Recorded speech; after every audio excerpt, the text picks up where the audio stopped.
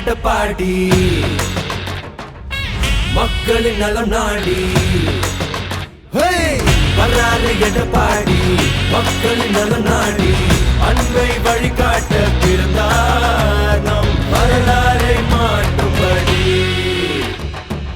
மண்ணுக்கு மருந்தாகி மக்களுக்கு ஒரு தூணாகி வானத்தை தாண்டினாரு ஐயா கையில் வெற்றி கொடி கண்களில் தீபமொழி தடைகளை தாண்டி வந்தார் ஐயா புரட்சி தமிழா